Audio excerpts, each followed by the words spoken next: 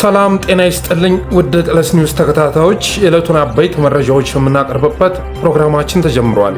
አቅራቢው እኔ አሳየ ደርቤ ነኝ። እስከ ፕሮግራማችን ፍጻሜ ድረስ አብራችሁ እንድትቆዩ በአክብሮት ጋብዤ ወደ ዋና ዜናዎቹ አልፋለሁ። የኢትዮጵያ አየር መንገድ የሱዳን ፈጥኖ ደራሽ ኃይሎችን እያጓጓዘ ነው የሚል ክስ ቀረበበት። በሰሜን ኢትዮጵያ የሰፈረው የአገዛዙ ሰራዊት አባላት እየከዱ መሆናቸው ተገለጠ።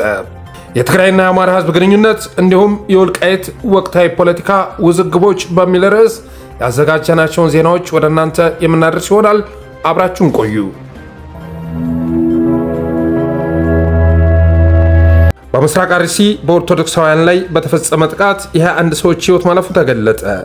በምስራቅ አርሲ ዞን ሸርካ ወረዳ ጃዊ ዋጬ ቀበሌ የካቲት 19 ቀን 2018 ዓ.ም በተፈጸመ ጥቃት የ24 ሰዎች ህይወት ማለፉን የዓይን እማኞችና የሟች ቤተሰቦች አስታወቁ።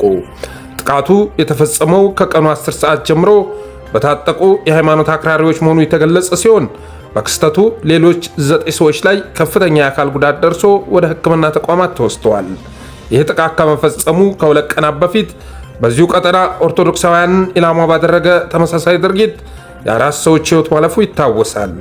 ነዋሪዎች እንደሚሉ ከሆነ ጥቃቱ ቀጥሎ ዛሬ የጃዊ አቦ የገጠር ገበያና የአቦ ቤተክርስቲያን በአጥቂዎቹ ሙሉ ለሙሉ ተቃጥለዋል። ታጣቂዎቹ የገበያውን ንብረት ከዘረፉም በኋላ የቀረውን በእሳት ማውደማቸው ተገልጿል። ለጥቃት የተጋለጡ ነዋሪዎችና የሟች ቤተሰቦች በመንግስት ላይ ያላቸውን ቅሬታ በምሬት ገልጸዋል። በተለይም የብልጽግና መንግስት ራሳችንን የምንከላከልበት መሳሪያ ከከፈፈን በኋላ በቂ ጥበቃ ሊያደርግልን ይገባ ነበር በማለት ወቅሰዋል። አካባቢው ለጥቃት የተጋለጠ መሆኑ እየታወቀ በተለይም ኦርቶዶክሳውያንና የአማራ ተወላጆች ላይ ያነጣጠረ አደጋ መኖሩ እየታወቀ መሳሪያችንን አስወርዶ ያለምንም ጥበቃ ለአውሬዎች አሳልፎ ሰጥተናል ሲሉ በለቅሶ ተናግረዋል።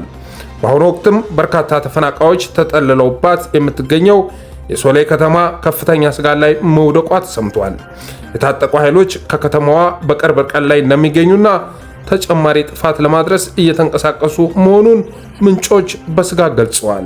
የሀገረ ስብከቱ ሊቀ ጳጳስ ብፁዕ አቡነ ኤልሳዕም 21 ኦርቶዶክሳውያን መገደላቸውን ለሚዲያ ቢናገሩም አባቶች ለቤተ ክርስቲያኗ መታገል ያለባቸውን ያህል እየታገሉ አይደለም ተብለው በምዕመናኑ ተወቅሰዋል።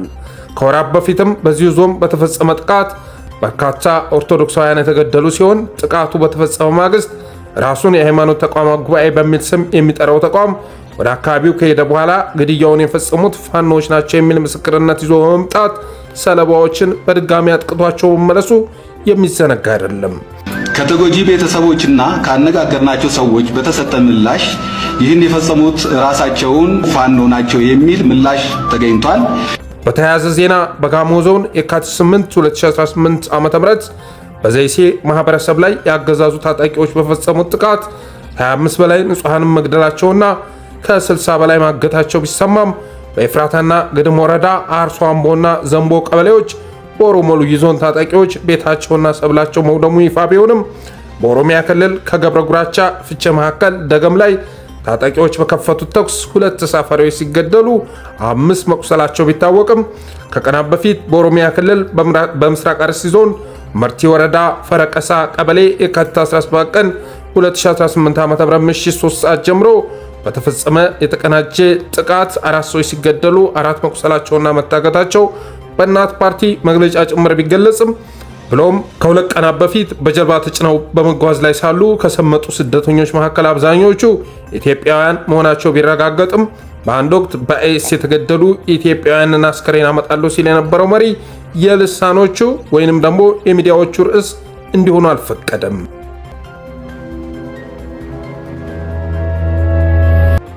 የህወሓት ምክትል ሊቀመንበር አቶ አማኑኤል አሰፋ ወይን ከተሰኘው የድርጅቱ ልሳን ጋር በነበራቸው ቆይታ ከፕሪቶሪያው ስምምነት ማግስት የብልጽግና ፓርቲ አማራን አብረን እንውጋ የሚል ጥሪ አቅርቦልን ነበር ሲሉ ገልጸዋል።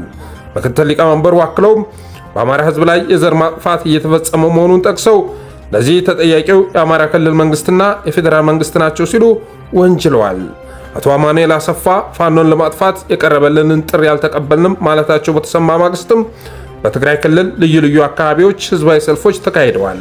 በእነዚህ ሰልፎች ላይ የትግራይና የአማራ ህዝብ ወዳጅነት በሴራ ይናጋም የሚሉ መፈክሮች ተደምጠዋል። የሁለቱ ህዝቦች ግንኙነት በታሪክ፣ በባህል፣ በቋንቋና በሃይማኖት የተሳሰረ መሆኑም ተገልጿል። ይህ አዲስ አስማሚያ በሁለቱ ህዝቦች መካከል ለሚፈጠር ቀጣይ ግንኙነት መንገድ ጠራጊ ሊሆን እንደሚችል ተገምቷል። በተያያዘ መረጃ ጠቅላይ ሚኒስትር አብይ አህመድ ከዚህ ቀደም ለኤርትራው ፕሬዝዳንት ኢሳያስ አፈወርቂም ተመሳሳይ ጥሪ አቅርበው እንደነበርና በሁለቱ መሪዎች መካከል ለተፈጠረው አለመግባባት አንዱ ምክንያት ይህ ጉዳይ እንደሆነ ይነገራል። በሌላ በኩል በትግራይ ሰልፍ በተካሄደበት ዕለት በወልቃይት በነበረ የምርጫ ቅስቀሳ መድረክ ላይ የተሰጡ ንግግሮች በአማራ ተወላጆች ዘንድ ከፍተኛ ቁጣንና ግርምትን ፈጥረዋል። ትግራይ ላይ ሰልፍ በተካሄደበት በትናንትናው ዕለት ወልቃይት ላይ በተካሄደው የምርጫ መድረክ የወልቃይት አስተዳደር ያደረገው ንግግር የፈጸመው ተግባር በርካታ አማራዎችን አስቆጥቷል። በተለይ ደግሞ በአማራና በትግራይ ህዝብ ላይ ከባድ እልቂት የፈጸመው አገዛዝ የወልቃይት ጠገደ ትግል የፈጠረው ነው ተብሎ መነገሩ አነጋጋሪ ሆኗል። ብልጽግና ፓርቲ ተራ ፓርቲ ሳይሆን ብዙ ደክመንና ታግለን የመሰረት ነው ጠንካራ ፓርቲ ነው ተብሎ መነገሩ ብዙዎችን አስቆጥቷል። በተለይ ደግሞ የወልቃይት ጠገደ ዞን ጸጥታ ዘርፍ ኃላፊው እስካሁን ድረስ የተከበረ ብአዴን ሆኖ ለዓመታት ቢከርምም አሁን ላይ ግን ወደ መድረክና ወደ ሚዲያ በመጣ ቁጥር የሚናገራቸው እላፊ ንግግሮች የአማራን ህዝብ የሚያስቆጡ ሆነዋል።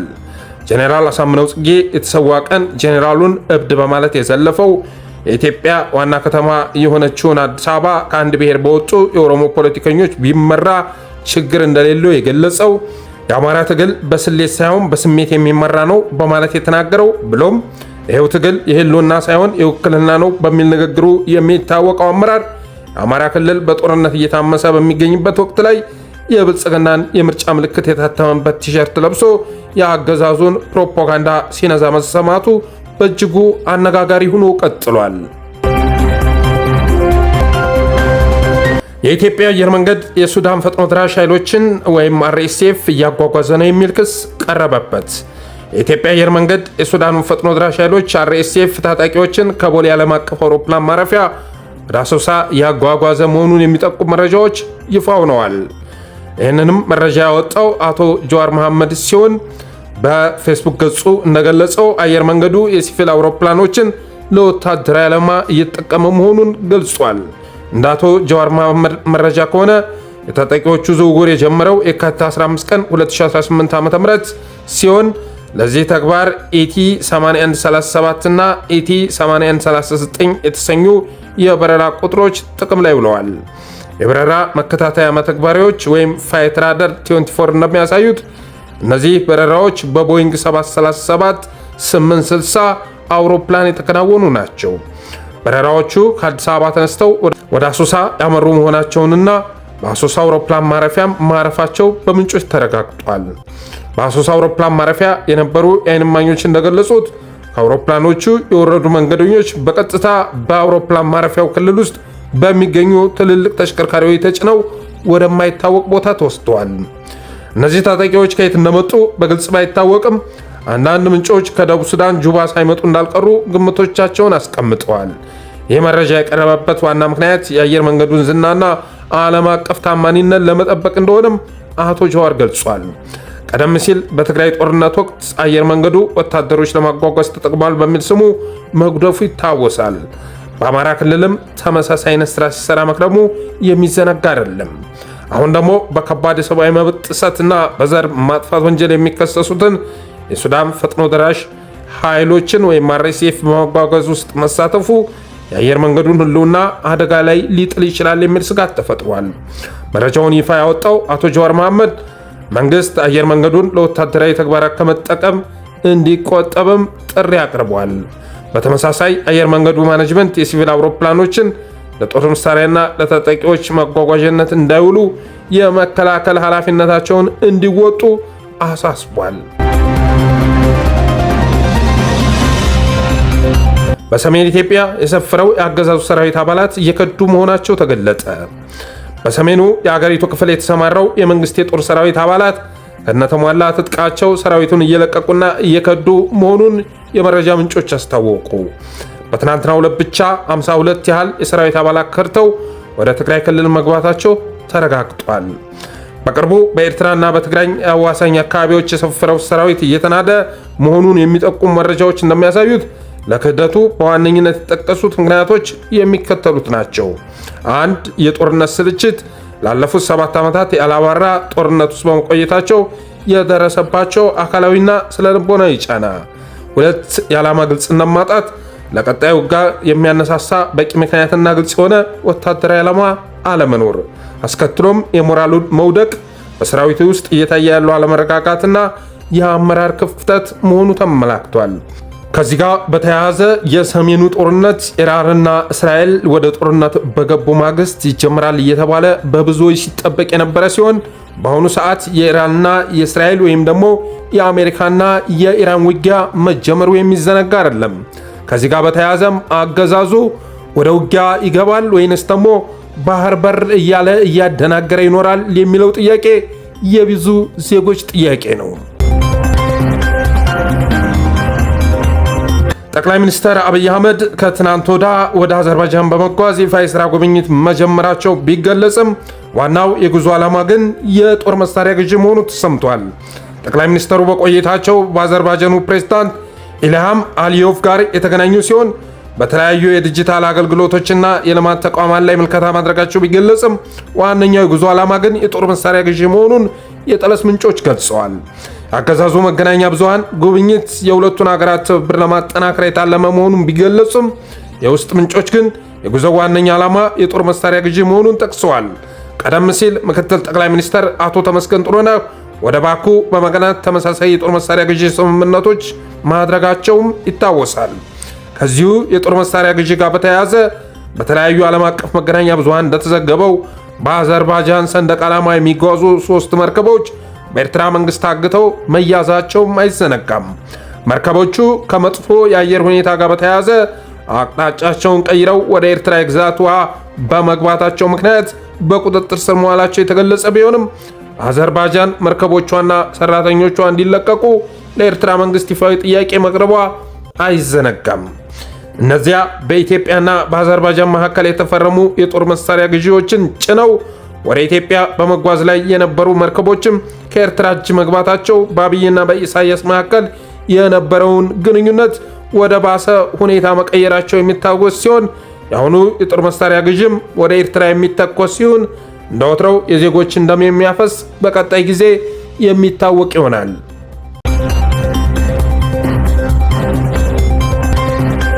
የብልጽግና ፓርቲ ስብሰባን በተመለከተ ለጠለስ የደረሰ መረጃ።